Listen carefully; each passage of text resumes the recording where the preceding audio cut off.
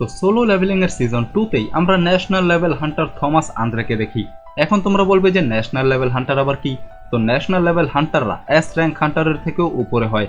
মানে একটি national level Hunter যদি চায় তাহলে 10-12টা এস র্যাঙ্ক হান্টারকে তো ইজিলি উড়িয়ে ফেলতে পারে। আর তারা যদি চায় তাহলে পুরো একটি দেশের মিলিটারিকে ডিস্ট্রয় করে দিতে পারে। অলদো ন্যাশনাল লেভেল হান্টার হওয়ার জন্য কিছু রুলসও আছে। মানে একটি ন্যাশনাল লেভেল হান্টার হতে হলে তাকে একা একটি এস র্যাঙ্ক গেটকে ক্লিয়ার করতে হবে, আর তারপরেই সে ন্যাশনাল লেভেল হান্টারের টাইটেল পাবে। তো আগে তো এটা বলে নেই যে ন্যাশনাল অথরিটি র্যাঙ্ক আসছে কোথা থেকে। তো স্টোরি শুরু হয় আজ থেকে 8 বছর আগে, যখন পৃথিবীতে প্রথমবারের মতো এস র্যাঙ্ক গেট ওপেন হয়। আর সেই এস র্যাঙ্ক গেটের বস ছিল ড্রাগন কামিশ। তো সেই রেডে countless top class S rank hunter মারা যায়, আর পরে মাত্র 5 জন হান্টারই বেঁচে থাকে, আর তারা মিলে ড্রাগন কামিশকে হারিয়ে দেয়। আর এই ঘটনার পরেই সেই 5 জনকে ন্যাশনাল র্যাঙ্ক টাইটেল দেওয়া হয়, কারণ তাদের পাওয়ার নর্মাল এস র্যাঙ্ক হান্টারের থেকে অনেক বেশি ছিল। তো হ্যাঁ, পুরো পৃথিবীতে অফিসিয়ালি মাত্র 5 জন ন্যাশনাল লেভেল হান্টার আছে, কিন্তু আমরা এই ভিডিওতে 6 জন ন্যাশনাল লেভেল হান্টারের ব্যাপারে কথা বলবো। আর হ্যাঁ, ভিডিওতে অনেক স্পয়লার থাকবে, তাই স্পয়লার অ্যালার্ট। তো আগে তো এইটা বলে নেই যে এই হান্টাররা কেন এত বেশি স্ট্রং। তো যতগুলো ন্যাশনাল লেভেল হান্টার আছে তারা সবাই কোনো না কোনো রুলার্সের ভেসেল। মানে কিছু কিছু রুলার্স তাদেরকে নিজের পাওয়ার দিয়ে দিয়েছে যাতে হিউম্যানস মোনার্ক ভার্সেস রুলারের ফাইটে স্ট্যান্ড করতে পারে। এখন মোনার্ক ভার্সেস রুলারের ফাইট কি, এটা আমি আমার আগের ভিডিওতে ডিটেলে বলে দিয়েছি, তাই সেটা দেখে নিও। তো চলো এখন আমরা দেখি সে 6 জন ন্যাশনাল লেভেল হান্টার আসলে কারা। 6th নাম্বারে যে ন্যাশনাল লেভেল হান্টার আসে তার ব্যাপারে আসলে আমরা কিছুই জানি না, ইভেন তার নাম পর্যন্ত আমাদেরকে বলা হয় না। কিন্তু অনেকে এইটা বলে যে সে একটি হিলার ছিল। মেবি সোলো লেভেলিং এর কোনো সিকুয়েলে বা সোলো লেভেলিং র্যাগনারকে আমরা তার ব্যাপারে জানতে পারবো, কিন্তু এখন আমরা কিছুই জানি না। 5th নাম্বারে আসে একজন ইন্ডিয়ান হান্টার সিদ্ধার্থ বচ্চন। মানবাতে তার ব্যাপারেও আমাদেরকে বেশি কিছু বলা হয় না, তাই আমরা এটাও জানি না যে সে কোন টাইপের হান্টার ছিল। কিন্তু সিদ্ধার্থ বচ্চনও একটি রুলারের ভেসেল ছিল, যার কাছে টেলিকিনেসিস পাওয়ার মানে rulers authority and spiritual body manifestation আছে। 4th নাম্বারে আসে ক্রিস্টোফার রিড, যে একটি American national level hunter. Christopher রিডকে বলা হয় লোন উলফ, কারণ সে একা থাকতে বেশি পছন্দ করে। ক্রিস্টোফার রিডকে ওয়ার্ল্ডের 3rd স্ট্রংগেস্ট হান্টার বলা হতো, যার কাছে সে rulers authority and spiritual body manifestation আছে। সাথে সাথে ক্রিস্টোফার রিড যখন তার স্পিরিচুয়াল বডি ম্যানিফেস্টেশন ইউজ করে তখন তার পুরো শরীরে ফ্লেম আর ফ্লেম থাকে। কিন্তু আনফরচুনেটলি ক্রিস্টোফার রিড মারা গেছে, কারণ তার ওপর একসাথে 3 জন মোনার্ক অ্যাটাক করে দেয়। যদিও ক্রিস্টোফার রিড তাদেরকে অনেক ভালো ফাইট দেয়, কিন্তু তারপরেও সে মারা যায়, কারণ মোনার্করা একটু বেশি পাওয়ারফুল ছিল। 3rd নাম্বারে আসে একটি চাইনিজ হান্টার লিউ জিগ্যাং। লিউ জিগ্যাং চায়নার ন্যাশনাল লেভেল হান্টার, যার মানে অবভিয়াসলি সে চায়নার সবচেয়ে strongest hunter. Liu Zhigang is known for his extreme swordsmanship, even তাকে পুরো দুনিয়ার সবচেয়ে বেস্ট সোয়ার্ডম্যান বলা হয়। অ্যান্ড লিউ জিগ্যাং তার সোয়ার্ড দিয়ে মানা কনস্ট্রাক্ট করে অনেক হেভি এনার্জি ব্লাস্টও করতে পারে। জেজু আইল্যান্ড রেডে যখন কিছু অ্যান্টস উড়ে উড়ে চায়নার দিকে যাচ্ছিল তখন লিউ একাই সকল অ্যান্টসদের মেরে ফেলে। লিউর কাছে সকল ন্যাশনাল লেভেল হান্টারের মতো rulers authority and spiritual body manifestation আছে। যদি তার পার্সোনালিটির কথা বলি তাহলে লিউ জিগ্যাং একটু রুড টাইপের মানুষ, কিন্তু সে যে কোনো স্ট্রং পারসনকে রেসপেক্ট করে, যেমন সে হান্টার সাং জিনভুকে অনেক বেশি রেসপেক্ট করে। 2nd নাম্বারে আসে আরেকটি American national level hunter Thomas Andre.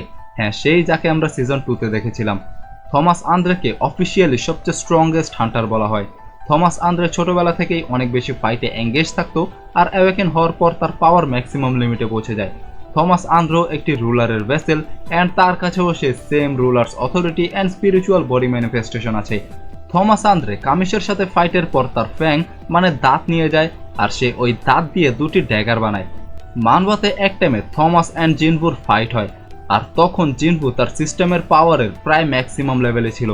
And সেখানে আমরা থমাসের আরও কিছু পাওয়ার্স দেখি, যেমন থমাস ব্ল্যাক হোলের মতো কিছু ক্রিয়েট করতে পারে যেটার ভেতরে সব কিছু কোল্যাপস হয়ে যাবে। ইভেন জিনভুও সে ব্ল্যাক হোলে কোল্যাপস হয়ে যেত যদি তার কাছে রুলার্স অথরিটি না থাকতো।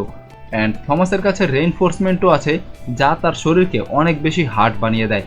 ইভেন যখন জিনভু থমাসকে কুত্তার মতো মারছিল তখন জিনভুর হাতও ফেটে যাচ্ছিল। অ্যান্ড অ্যাট দি এন্ড জিনভু থমাসকে মেরে মেরে হসপিটাল পৌঁছে দেয়। তো বুঝতে পারছো যে জিনভু ফিউচারে কত বেশি স্ট্রং হয়ে যাবে।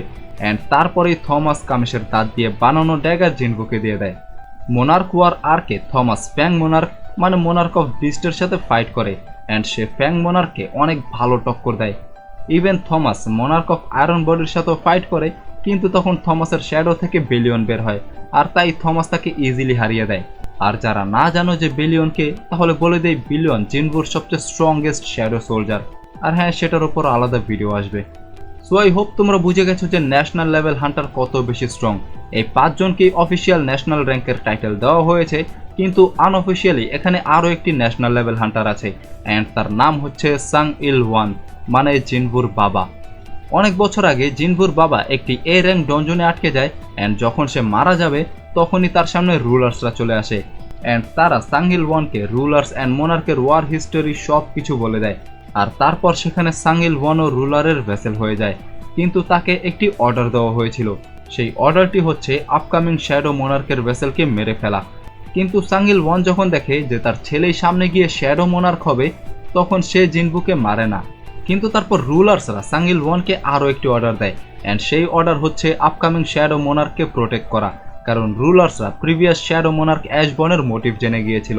আর তাই মোনার্ক ওয়ার আর্কে যখন ফ্যাং মোনার্ক আর ফ্রস্ট মোনার্ক জিনভুকে মেরে ফেলে, তখন সাংইল ওয়ান একা তার ছেলেকে বাঁচাতে আসে, অ্যান্ড সে একা ফ্যাং মোনার্ক আর ফ্রস্ট মোনার্কের সাথে ফাইট করতে থাকে।